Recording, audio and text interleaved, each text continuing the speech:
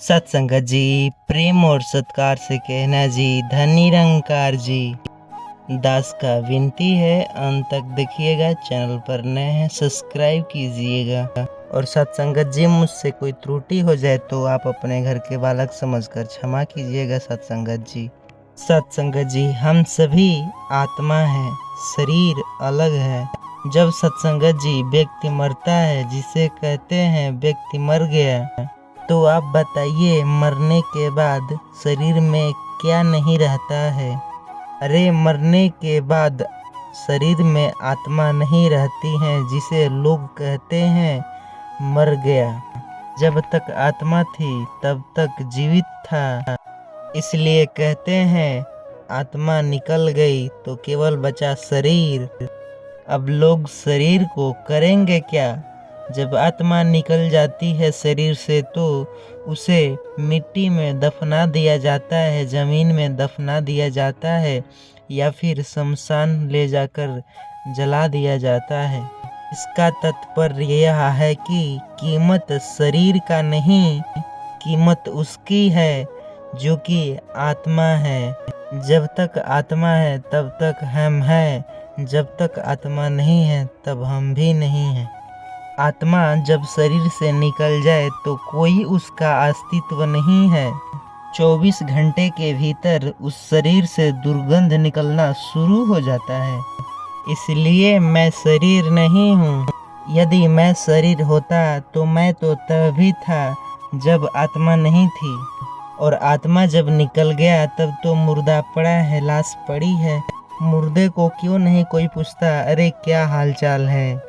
क्यों नहीं लोग उसे उठाते हैं? क्योंकि कीमत तब तक था जब तक उसमें आत्मा थी। जब कीमत नहीं है, जब आत्मा निकाल दी गई तो कीमत नहीं है।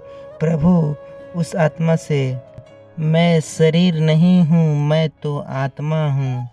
जब हमें चिता पर जलाया जाता है या फिर हमें ज़मीन में गाड़ दिया जाता है तो हमारे जो पांचों तत्व है, जो वायु है वायु में चले जाएंगे, जो पृथ्वी तत्व है पृथ्वी में चले जाएंगे, जल तत्व है जल में चले जाएंगे, अग्नि तत्व है आग में चले जाएंगे। सभी तत्व जहाँ से आए थे वहाँ वो एक साथ मिल कर के चले जाते हैं, परमात्मा के पास चली जाती हैं, परमात्मा से मिलती है।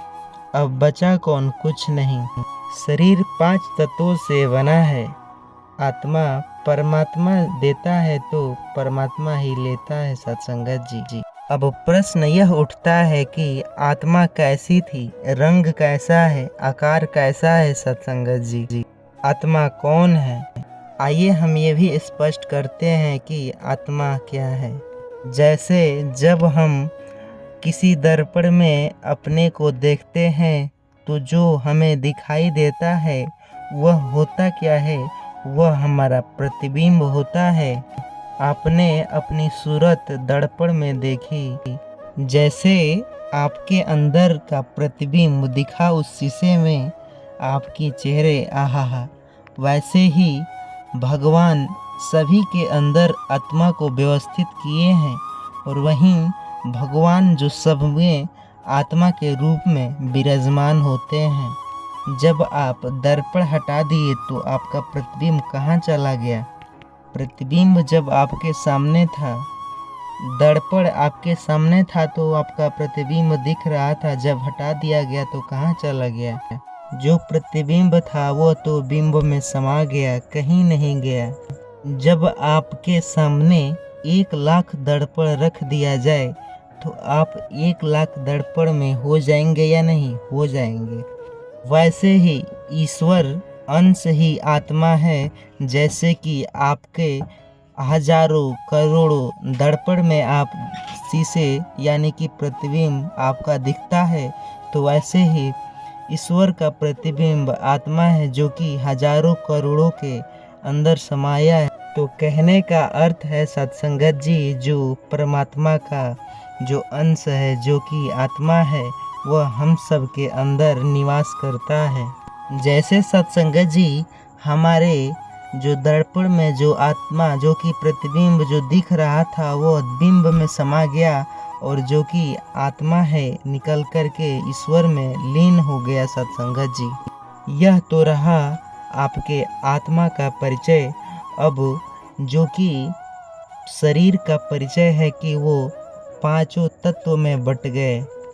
अब फिर प्रश्न खड़ा होता है कि जो हम दान किए, पाप किए, पुण्य किए, सेवा किए, वो हमें कौन भोगेगा? किसी के वाणी से सुना है कि अच्छे कर्म करोगे तो अच्छा फल मिलेगा। ये कब मिलेगा?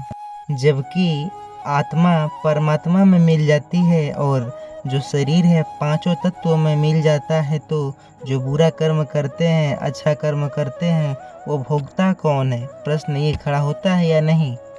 तो जो कि शरीर जो है, शास्त्र के अनुसार जो कि शरीर दो होता है। हमारा शरीर सूक्ष्म होता है, लेकिन शास्त्र तीन शरीर का नाम से भी जाना जाता है, जिसे तीन शरीर को विभाजित किया है।